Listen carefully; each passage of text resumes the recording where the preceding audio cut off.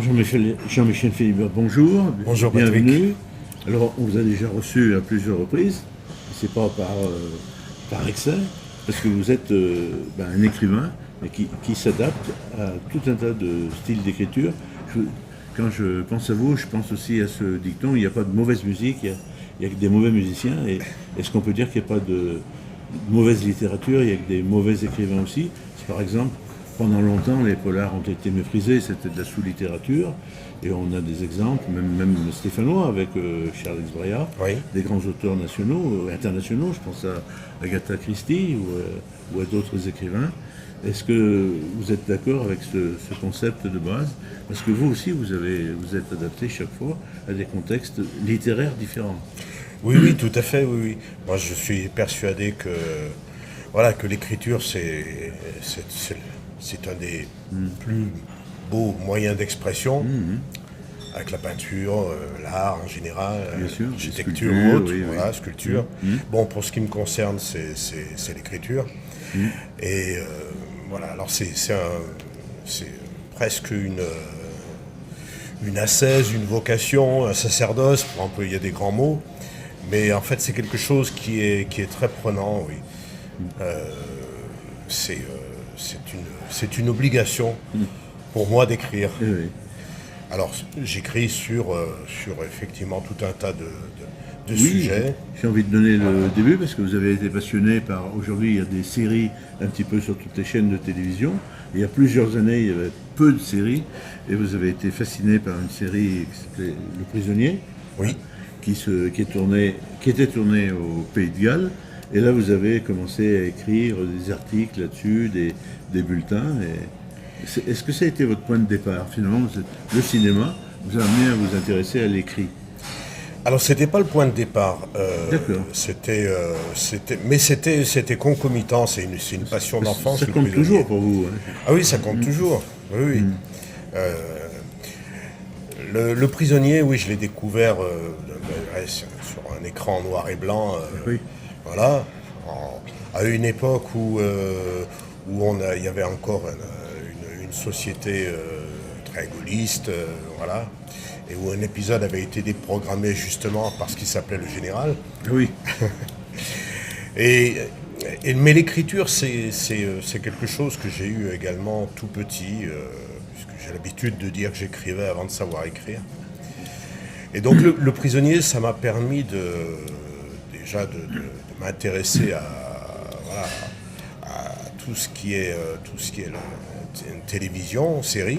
Ça m'a permis de rencontrer beaucoup de monde aussi. Et de me forger une espèce de personnalité, une double personnalité. Oui, on y reviendra. Voilà. Qui fait que je suis à l'aise, voilà, par exemple, pour venir parler avec vous, devant un micro, devant une caméra. Mais au fond de moi, non. Je suis un moine bénédictin qui n'est bien que chez lui, dans sa cellule, avec une plume à la main. Alors, un écrivain ne peut pas exister s'il n'est pas aussi un grand lecteur. J'imagine que vous lisez beaucoup aussi. Oui, je lis beaucoup. Est-ce que vous vous souvenez du livre dans votre enfance qui a déclenché ce centre d'intérêt?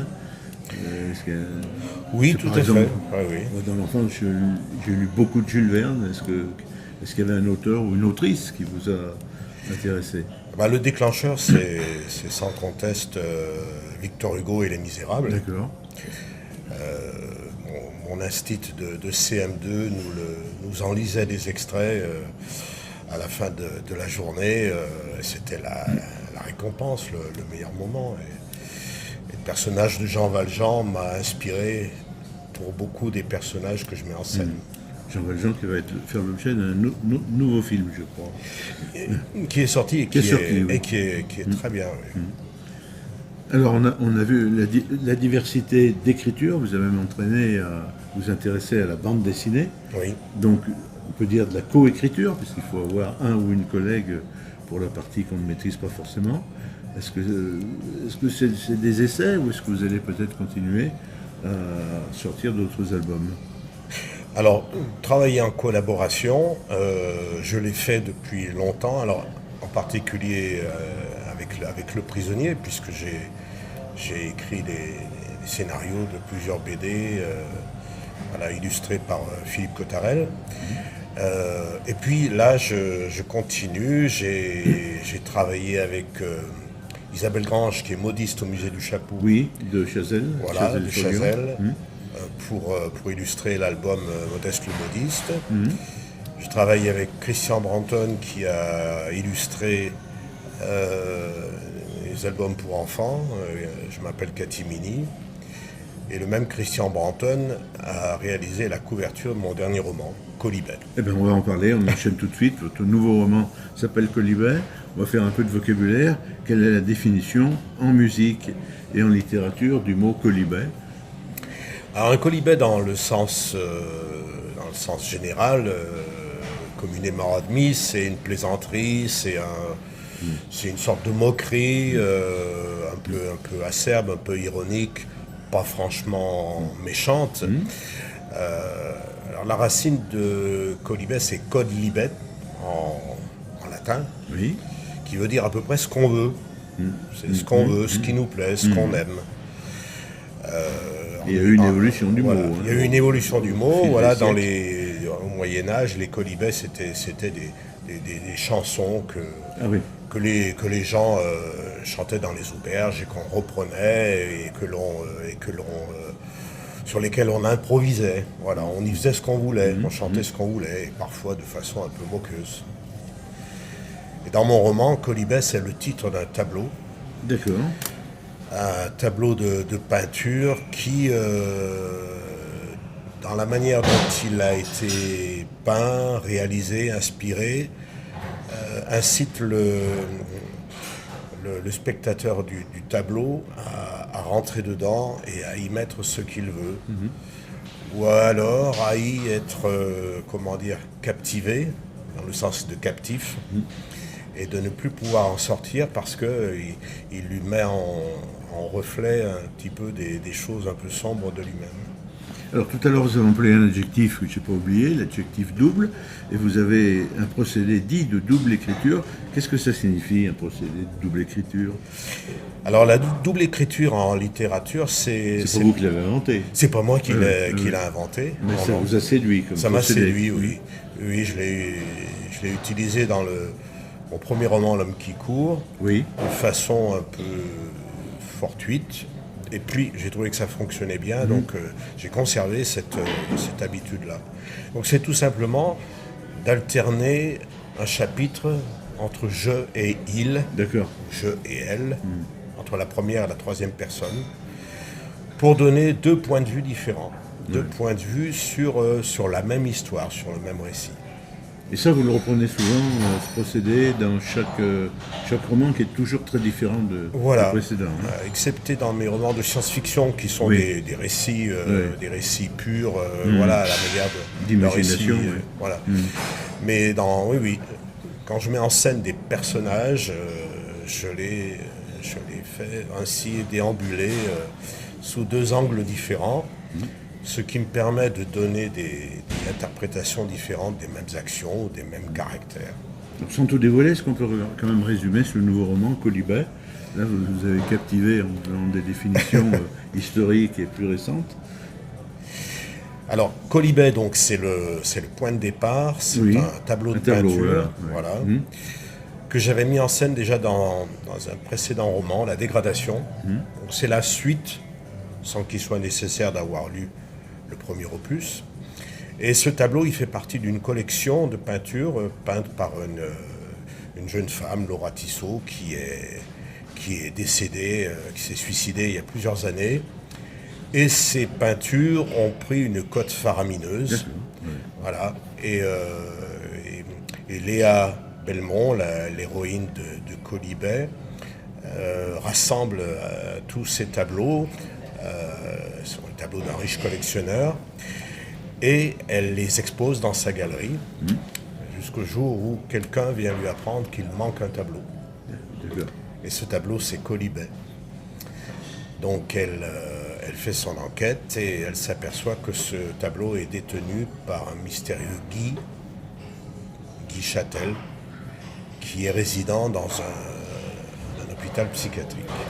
Donc l'histoire du récit, c'est la rencontre entre les deux personnages, c'est l'appropriation de Colibet par Léa, et c'est le détachement de Guy de toute une période douloureuse.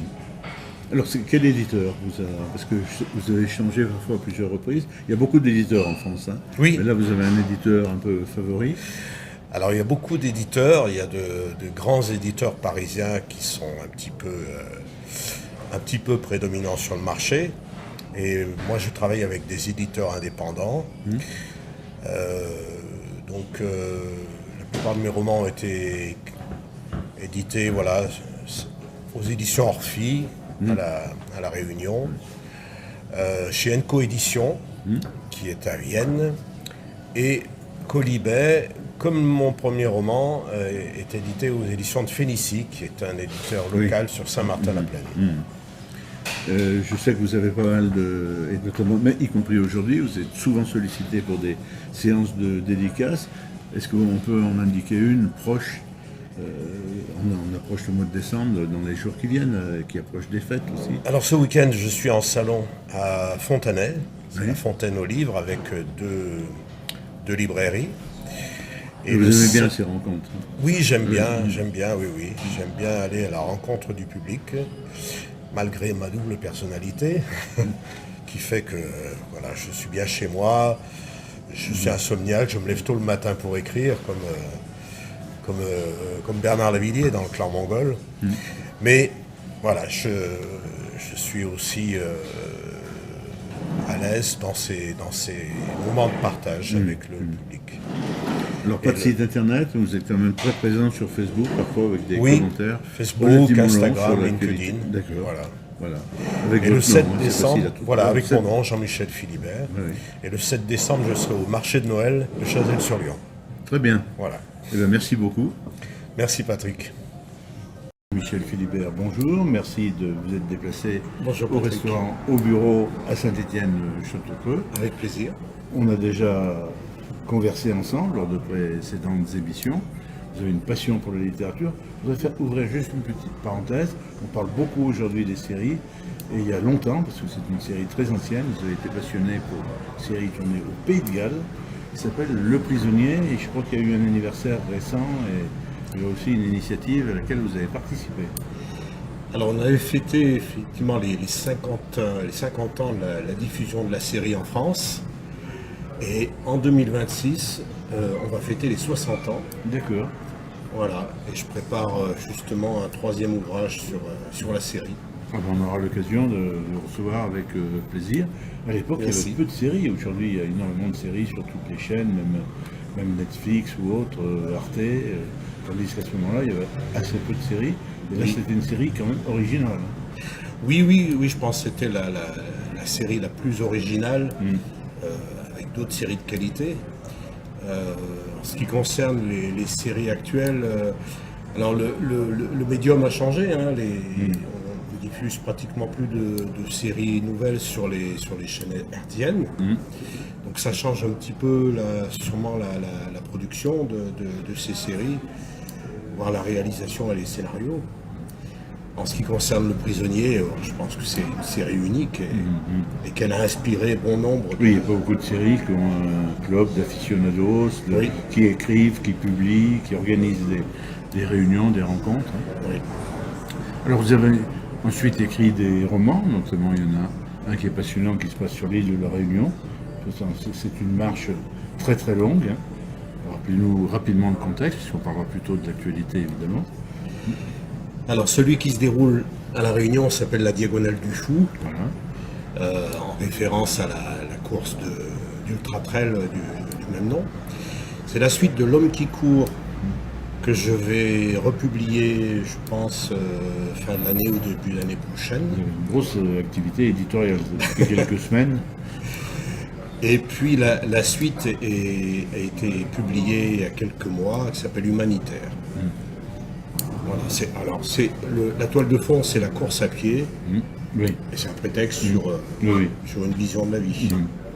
Alors votre passion pour l'écriture vous amène à changer de genre. Vous avez publié aussi un polar hein. Et ça, c'est quand même un genre particulier. Lorsqu'on parle de Charles Brea ou d'autres auteurs, on ne cite pas d'autres livres que des polars. Oui, c'est vrai, oui. Ben, le polar, c'est une de mes passions aussi, En tant que lecteur. en tant que Donc vous avez lecteur. voulu Voilà. passer de l'autre côté. Et en tant qu'auteur, j'avais Oui. un peu la peur de me lancer dans le genre, qui est comme vous l'avez dit, très célèbre, peut-être un peu calibré. Bon, et puis je me suis lancé à l'occasion d'une rencontre que j'ai faite avec un dessinateur célèbre qui s'appelle Gérald Fortune, qui s'appelait Gérald Fortune, il est malheureusement Ah oui, décédé. oui, oui. Voilà, et avec Gérald, on a mis au point deux histoires, deux récits policiers dans l'Amérique des années 60, 80. Et puis malheureusement, il est décédé, donc ces projets n'ont pas pu se faire. Et je les ai insérés dans un recueil de nouvelles. D'accord. Voilà, Ah oui. Noir Asphalte. Alors là, on va parler, nos internautes sont en train de découvrir la couverture de Modeste le modiste. Donc c'est à la fois un public enfantin, donc vise une autre forme d'écriture, de message, et c'est le travail aussi avec la bande dessinée. Quand vous êtes venu, là aussi vous nous avez parlé de quelqu'un qui était excellent, là Oui. vous avez connu un ou une dessinatrice, et c'est un thème qui reste pédagogique, mais tout en étant très abordable, plutôt humoristique, tant dans le nom de l'héroïne que des différents personnages, des photos qu'on publiera d'ailleurs dans le montage. Oui, mais j'avais travaillé avec Gérald Fortune, comme je l'ai dit. J'avais travaillé longtemps avec Philippe Cottarel, notre illustrateur. Et là, j'ai travaillé avec Isabelle Grange, qui est du métier, qui est modiste au musée du chapeau de Chazelles-sur-Lyon. Voilà. Donc le ou la modiste. Et j'ai d'ailleurs appris quelque chose, que modiste, c'était différent de chapelier comme métier. Oui. Ça, je l'ignorais. Voilà. Je pensais que Le c'était un chapelier fabrique des chapeaux de façon industrielle et le modiste de façon artisanale. Voilà. Modiste, autrefois, il y avait beaucoup de magasins de modistes Oui, oui, oui. où l'on venait choisir et surtout commander sur mesure son chapeau. Et c'est lors d'une visite du musée de Chazelles-sur-Lyon que vous avez rencontré Isabelle Grange, fait sa connaissance. Voilà, j'ai fait partie de l'association qui gère D'accord. le musée. Voilà, puisque ce musée est un... Je le connais, je l'ai visité Oui, pour un reportage. il est extraordinaire. Oui, c'est vrai. À la fois la conservation du patrimoine et puis la création, puisque Isabelle crée des collections de chapeaux. Et donc on a sympathisé et j'ai proposé à Isabelle ce récit, connaissant son talent artistique, puisqu'elle a été peintre de renom à New York. Et voilà, donc on a confectionné, j'aime bien ce mot, de façon un petit peu artisanale ce projet. Et puis on a trouvé le bon éditeur, Enco Édition, qui est de Vienne, et qui nous a fait une superbe maquette. Alors, il est déjà en librairie, le livre Il est en librairie, oui. D'accord. Et on peut le commander dans toutes les librairies. Et on a parlé de Chazelles-sur-Lyon, de la commune qui accueille le musée du chapeau. Le maire a préfacé l'ouvrage. Voilà, j'en profite pour remercier M. Pierre Véricel, donc le maire de Chazelles, qui a tout de suite vu l'intérêt d'une telle publication. Et voilà, et j'espère qu'on aura une bonne diffusion, notamment à la fête du livre de Chazelles, le 15 novembre. Alors parlez-nous un petit peu du personnage Modeste, le modiste. Il y a une trame, il y a un récit. Est-ce qu'on peut le résumer sans tout dévoiler au futur lecteur? Modeste porte bien son prénom puisqu'il est très timide. Et dans sa boutique de modiste, il voit défiler toutes les belles demoiselles de Chazelles. Je précise, ça se passe dans les années 50. Voilà, et puis il se dit que ces belles demoiselles ne le regardent pas, elles ne regardent que ses chapeaux. Et puis, eh bien voilà, un jour, une belle demoiselle entre dans la boutique et c'est une Modeste chapelière. Voilà. Et bien sûr, une histoire va se créer à partir de ces deux personnages, qui s'appelle Alice. On a parlé BD, on pense aux enfants, c'est pas forcément uniquement un public d'enfants qui s'intéresse à la bande dessinée.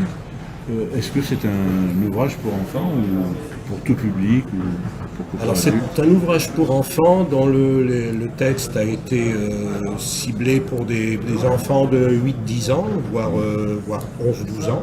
Il s'adresse aussi aux adultes.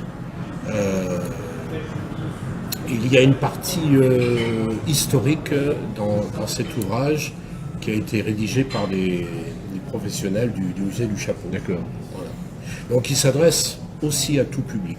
Alors on a parlé de la fête du livre qui permettra de faire connaître au grand public. Est-ce qu'il est déjà en vente? Est-ce que vous avez eu des séances de dédicaces depuis sa sortie? Alors la première aura lieu le samedi 20 à la librairie de Paris, de Saint-Étienne. D'accord, voilà. Très bientôt. Et j'aurai d'autres dédicaces en librairie, sur Chazelles-sur-Lyon, sur Mornan, voilà, d'autres salons aussi, Saint-Martin-en-Haut, Roanne, sur l'île Comtal.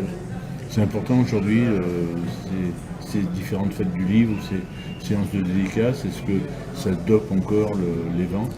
Oui, ça dope les ventes parce que si on se contente de laisser quelques livres en épouvante, voilà, ça ne suffit pas, donc il faut vraiment aller à la rencontre du public. On est dans un pays où il y a énormément d'éditions, de maisons d'édition et de sorties de livres. Il suffit de regarder soit des émissions politiques, soit des émissions d'information générale pour s'en rendre compte. Alors ça, on va dire, voilà, on arrive presque à la fin parce qu'on est bavards tous les deux. Alors on va parler d'un autre livre dont j'ai vu des images, des dessins. Je m'appelle Cathy Mini, voilà. Et je suis 10, alors c'est dyslexique, dyspraxique. Alors là, il y a un aspect pédagogique. Alors il y a tout à fait un aspect pédagogique, c'est un album beaucoup plus modeste, qui est vendu 10 €, c'est un mini format pour un personnage qui s'appelle Cathy Mini. Et il y a un peu d'humour déjà. Oui, il y a de l'humour. Je pense que ce soit trop pédagogique. Voilà. Puis c'est important de dédramatiser. Voilà, les troubles 10, c'est quelque chose qui empoisonne la vie des enfants, bien sûr, et des adultes. Donc il faut dédramatiser ça, savoir qu'il y a des solutions pour accompagner ces enfants. Et puis savoir que c'est une différence. Et moi j'aime bien valoriser la différence. Quand j'ai vu qu'aux États-Unis, on interdisait certains livres dans les bibliothèques. Dans certains États, j'ai pensé à Julianne Moore qui a écrit un album pour enfants qui me fait penser un petit peu à Cathy Mini parce que c'est une petite fille qui est pleine de taches de rousseur. Et bien ça, aux États-Unis, c'est une différence qui n'est plus acceptée. Et moi, je veux au contraire valoriser la différence. 2 mots pour dire que vous avez fait le choix du noir et blanc, ou est-ce que c'est uniquement une raison financière d'imprimerie, ou est-ce que c'est un choix artistique? Alors c'est un choix artistique. Dans Modeste, le passage à la couleur se fait graduellement, et dans Cathy Mini, le noir et blanc est un support créatif. Les enfants pourront colorier, gribouiller. D'accord. Une séance de dédicace pour terminer qui est prévue pour Cathy Mini. Alors comme Modeste, à la librairie de Paris, et puis dans les salons que j'ai cités tout à l'heure. Très bien. Merci beaucoup Jean-Michel. Merci. Vous êtes déplacé. Merci pour bien. nous présenter vos 2 derniers ouvrages et un nouveau mode d'expression qui est une collaboration avec le dessin. Merci beaucoup. Jean-Michel Philibert, bonjour. Bonjour, On est Patrick. content de vous recevoir. Vous êtes un auteur qui publiait beaucoup de choses. J'ai un petit peu résumé. Vous aviez sorti un livre de science-fiction. Alors, je suis plutôt pas le genre, mais j'avais bien aimé aussi, pas par démagogie, mais c'était quand même très accessible. Et là, vous venez de publier une suite à ce premier roman. Quel est le titre? Le Protecteur. On va rappeler, on va donner aussi le nom de l'éditeur. Une coédition qui est sur Vienne. Et puis vous aviez publié aussi un livre sur, alors j'aime pas bien les anglicismes, un trail, mais on va dire une randonnée, une très longue randonnée pédestre à La Réunion. Et là, vous êtes passionné aussi de marche. 2e ouvrage un petit peu sur cette thématique aussi, je crois. Alors Humanitaire, oui, qui est sorti chez un autre éditeur, un éditeur de La Réunion, Orphi. qui clôt une série de récits sur la course à pied. Et là, c'est encore à La Réunion, mais ça se déplace sur Madagascar. Voilà. Et puis, alors, il y a des littératures qui sont un petit peu spécifiques. On a parlé il y avait les romans d'espionnage, il y a la poésie, etc. Et il y a aussi les livres pour enfants. C'est quand même un monde particulier. Donc, vous avez sorti, il est sorti ou il va sortir? Il est sorti. Et un troisième éditeur, donc il faut citer ou... Toujours une coédition avec lequel je travaille vraiment de façon très, très plaisante. Voilà, qu'il en soit remercié ici, il s'appelle Jean-Yves Grand. Et donc c'est un album pour enfants, donc c'est un autre univers, mais ça fait référence aussi à mon passé d'enseignant. Enseignant, donc à partir de quel âge ce livre 6-7 ans. D'accord. 7 ans, oui, donc et puis les là, enfants de CP. On va montrer à Gilles, notre cadreur, la couverture d'un polar, donc encore un genre. Alors Jean-Michel, on a une citation qui dit « Il n'y a pas de mauvaise musique, il n'y a que de mauvais musiciens, il n'y a pas de mauvaise littérature, il n'y a que de mauvais écrivains ». Souvent, on a un peu sous-estimé les polars en disant « c'est secondaire », et ce n'est pas vrai, il y a de grands auteurs, et notamment on en découvre, y compris dans les pays scandinaves, dans un tout petit pays comme l'Islande. Qu'est-ce qui vous a séduit? Qu'est-ce qui vous étiez d'abord un lecteur de polar aussi? Alors le polar, j'aime beaucoup le lire. On a même eu un grand auteur ligérien avec M. Exbraya. Exactement, oui, tout à fait.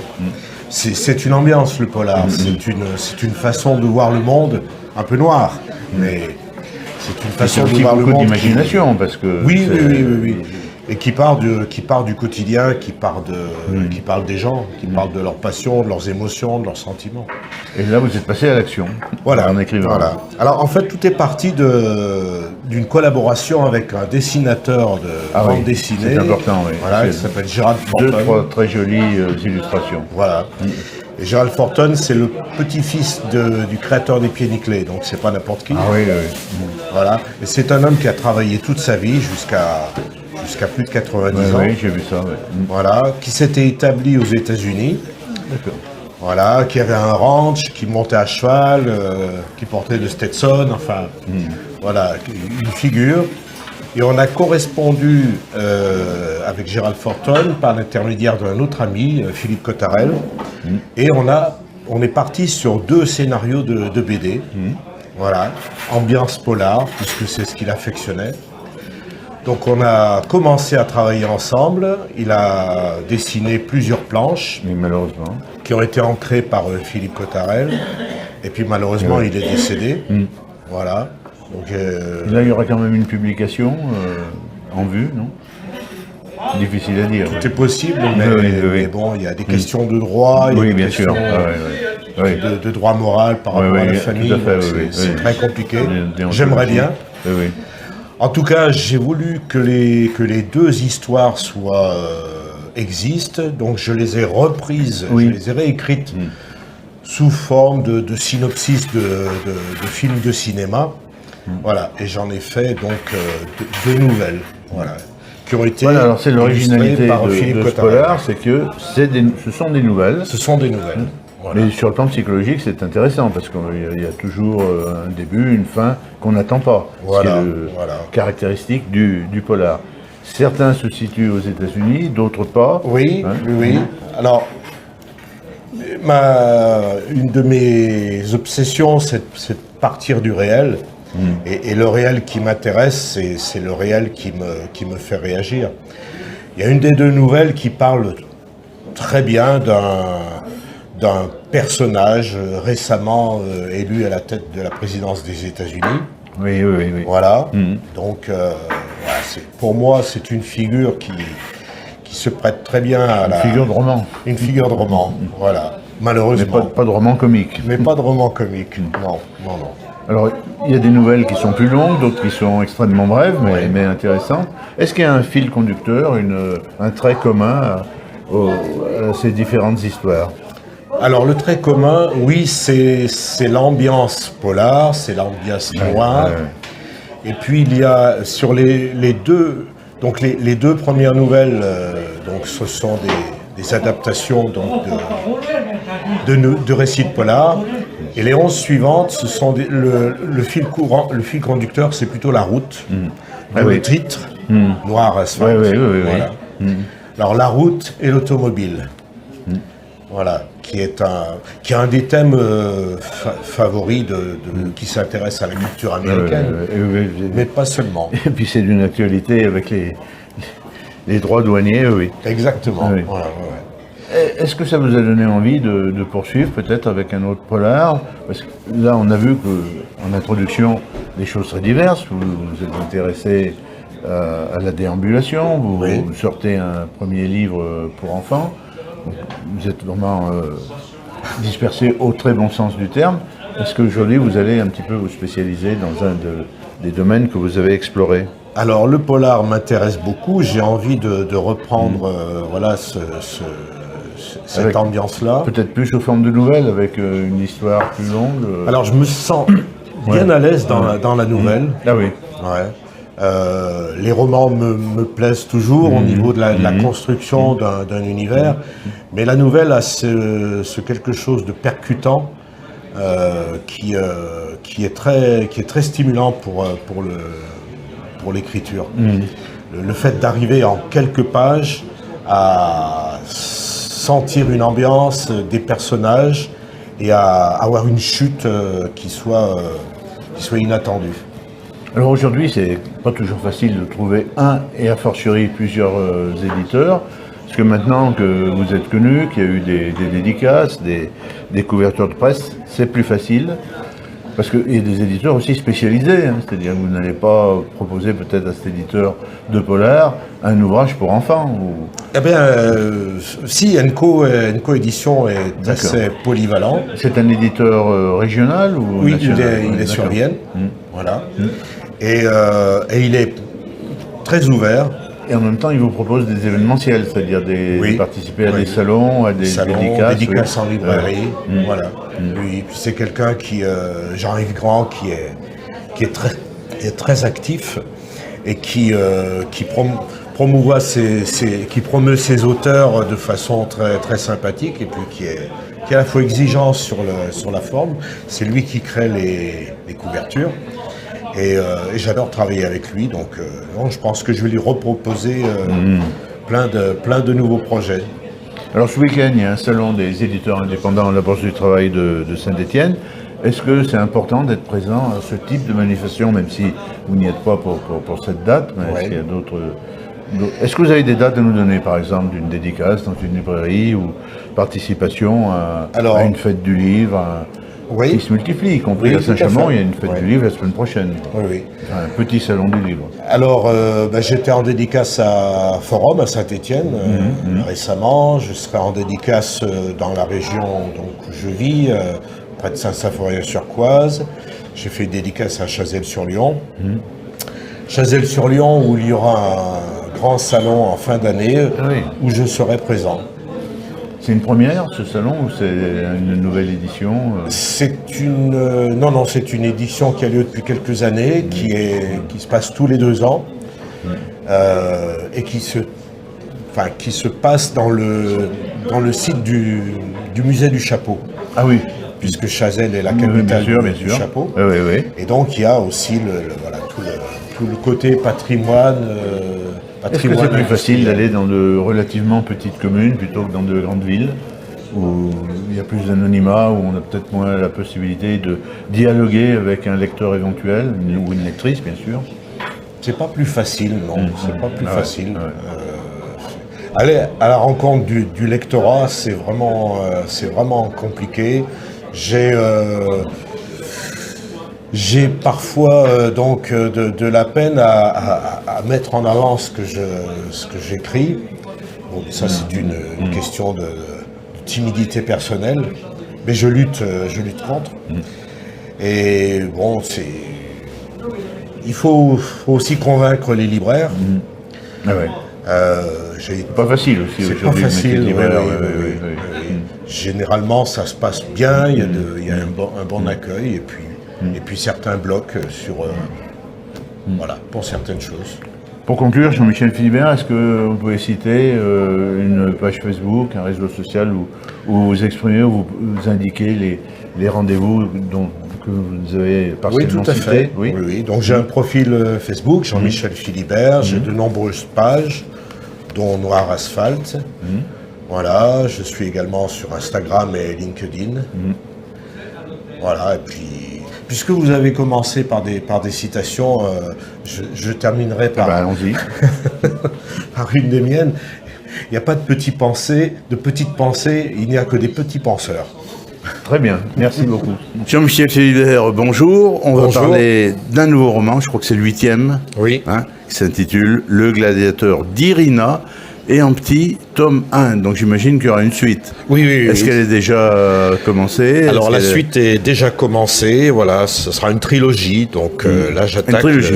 le Très tome bien. 2. Voilà. Et effectivement, en dessous, il y a des guillemets sur ma feuille, récit de l'après-histoire. Alors l'après, et puis plus loin, histoire. Ouais. Oui, alors l'après-histoire, Parce puisque que c'est... il y a un mélange quand même de préhistoire et puis de futur. Ben, après-histoire, c'est un jeu de mots sur la préhistoire. Alors pourquoi la préhistoire? Ben, parce que mon personnage est un Néandertal qui est placé dans un monde futur, qui est pas très loin de nous, qui est d'ici quelques décennies. Alors pourquoi un Néandertal? Eh bien parce que il revient par les gènes que nous avons tous dans notre ADN. On a tous entre 2 et 4% de gènes néandertaliens. Lui, il en a beaucoup plus. Voilà. Donc, ce qui explique qu'il est gladiateur, puisqu'il est fort, il est résistant, il est massif. Voilà. Alors on peut classer l'ouvrage dans les catégories science-fiction. Très Oui, c'est de honnêtement, la c'est science-fiction. pas un genre qui me plaisait, mais je me suis pas ennuyé. Je le dis sans démagogie. J'ai lu parce qu'il y a des personnages, même si c'est un univers qui peut être déconcertant, mais pas du tout totalement. Alors, oui, c'est de la science-fiction. Il y a les codes de la science-fiction. C'est dans le Comment ça futur. vous est venu? Parce que vous aviez jamais abordé la thématique science-fiction lors des 7 précédents ouvrages. Alors, il y a de la science-fiction dans Le Prisonnier, la fameuse série de télévision, Oui. voilà, puisque j'ai écrit deux ouvrages. Mais c'est plutôt une allégorie qu'un roman de science-fiction, qu'un récit de science-fiction. En revanche, ici, oui, je me suis vraiment délibérément placé dans le futur, mais un futur qui est déjà envisageable, palpable.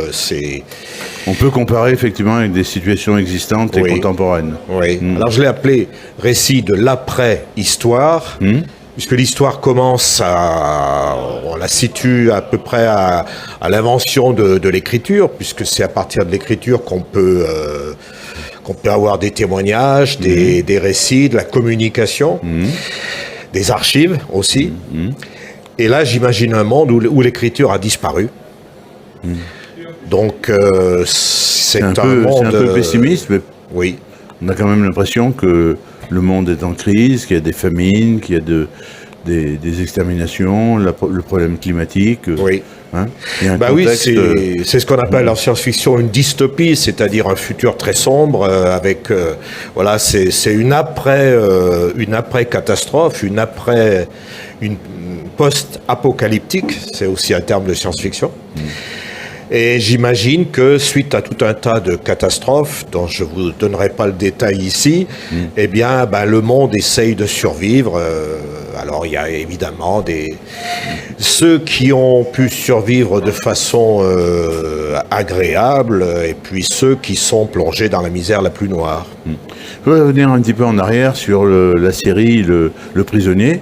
Aujourd'hui, il y a des séries de partout, sur les chaînes streaming, sur les chaînes classiques, y compris sur une chaîne comme Arte, de service public et à vocation plutôt culturelle. Comment peut-on expliquer la longévité de cette série, Le Prisonnier? Parce qu'en plus, vous étiez responsable d'une association, on va dire, d'amis, de gens qui aimaient cette série. Pouvez-vous nous rappeler un petit peu, pour ceux qui ne connaissent pas forcément, très rapidement, quelle était l'histoire du prisonnier? Oui, on peut dire un fan club, parce que un fan club, je renie pas ce terme. Et ça existe toujours? Il existe, mais il est en veille, il est en pause, puisque oui, d'accord. Parce que les ça gens remonte qui quand l'animaient même. se sont fatigués. Eh ben oui, il y a plusieurs décennies. Voilà, Mais oui. il a été rediffusé à des périodes plus récentes. Alors, il a été rediffusé, et puis on fêtera donc son 60e anniversaire bientôt. Donc, c'est pour ça que j'espère rééditer le livre. Oui. Et ce qui est particulier dans cette série, c'est que ce n'est pas qu'une série, c'est aussi un film. C'est Roland Topor qui disait que c'était le plus grand film de science-fiction de tous les temps. Donc devant 2001, l'Odyssée de l'espace, qui a été tourné en même temps. Voilà, c'est un exemple. C'est aussi une image. Et des messages qui n'ont pas vieilli. Voilà, c'est un message, oui, qui n'a pas du tout vieilli, qui est même au contraire, je pense, de plus en plus actuel, et puis qui a été tourné en 35 mm comme un film, donc sur lequel il y a eu des trouvailles visuelles absolument extraordinaires. Alors aujourd'hui, vous êtes intéressé aux mutations de notre monde, à l'aspect climatique, à l'aspect conflit militaire même. Oui. Ouais. Oui, alors... aux maladies aussi. Oui. Malheureusement, il n'y a pas beaucoup à inventer Ouais. pour faire de la science-fiction dans ce domaine, puisque le contexte géopolitique est vraiment très, très compliqué en ce moment. La menace nucléaire qu'on croyait éteinte depuis la fin de la guerre froide est revenue. Les maladies, les pandémies, les virus sont effectivement, on l'a bien vu, tous ensemble. Et puis, voilà, il y a aussi malheureusement un sujet qui est brûlant d'actualité, hein, qui est l'immigration, qui est les migrations, les migrants. Il faut savoir, migrations, on peut le dire au pluriel, oui, absolument, oui. Ben, du temps de Néandertal, l'homme migrait sans cesse, même s'il revenait aussi dans les lieux où il avait élu domicile. Et puis après, ben, il s'est brassé avec Homo sapiens, entre autres. Mais de tout temps, les migrations ont existé. Elles étaient économiques, elles étaient conflictuelles, militaires. Conflictuelles, voilà. Mais c'est ce qui a sanitaire fait... aussi. Oui, c'est ce qui a fait le monde actuel. Avec la peste, avec des... Voilà. Donc dire que les migrations sont un danger, oui, mais pourquoi sont-elles un danger? Parce qu'elles le reflètent, ce danger. Aujourd'hui, demain, les migrations seront climatiques. Oui. Donc il faut nous y préparer. Oui, tout à ça a fait. déjà commencé. Alors, les mutations, on peut le mettre au pluriel aussi. Oui. De celles qu'on vient de citer rapidement, quelle est celle que vous pensez la plus grave et la plus proche au niveau calendrier? Alors pour plaisanter, je dirais que ça pourrait être le dos courbé et le pouce surdéveloppé, avec tous ceux qui sont le nez sur leur smartphone toute la journée. Bon, plaisanterie mise à part, oui, on mute, on évolue, on se transforme. Avec les progrès de la médecine, de la science, on est devenu plus grand, plus athlétique, on vit plus longtemps, même si en même temps avec la fast-food on est devenu aussi plus gras et beaucoup moins athlétique, et si on a beaucoup de maladies cardiovasculaires. Donc on évolue tout le temps en fonction du monde dans lequel on vit, mais ce monde, c'est nous qui le faisons vivre. Hein, donc on peut évoluer de par sa propre volonté ou non-volonté. Et vous, personnellement, est-ce que vous évoluez vers plutôt le pessimisme ou vous gardez un certain moral en disant non Alors j'essaye de n'être ni pessimiste parce que ça ne sert à rien de se dire tout est foutu, voilà, le monde va disparaître, nous aussi, voilà, bon, ça ne sert à rien du tout. J'essaie de ne pas être optimiste dans le sens que, effectivement, notre avenir ne sera pas le pays des bisounours, hein, loin de là. Donc j'essaie d'être lucide, réaliste. J'essaie de montrer un message, pas d'espoir, mais un message de lumière. Voilà, on peut toujours choisir entre l'ombre et la lumière. et voir de quel côté on va évoluer. Alors c'est le premier volet d'un triptyque. Est-ce que justement on va évoluer vers de plus optimiste, vers des raisons d'espérer ou sinon de trouver des solutions, mais des perspectives de freinage de ces catastrophes Bien sûr, oui. Alors le tome 2 qui s'appelle Le Protecteur va donner les réponses aux questions posées dans le tome 1, Gladiateur d'Irina. Et puis le troisième tome, le livre de Schoeden, verra enfin une résolution positive et optimiste, en effet. Alors, vous avez fait plusieurs séances de signature très rapidement puisqu'on Oui. arrive au terme d'émission. Est-ce que vous avez déjà des retours? Vous avez participé à des salons du livre aussi avec votre éditeur? Oui, alors j'ai eu des retours de lecteurs, j'ai eu des partages très sympathiques dans les dédicaces. Donc effectivement, pour l'instant, on ne m'a pas dit que c'était mal écrit ou pas intéressant.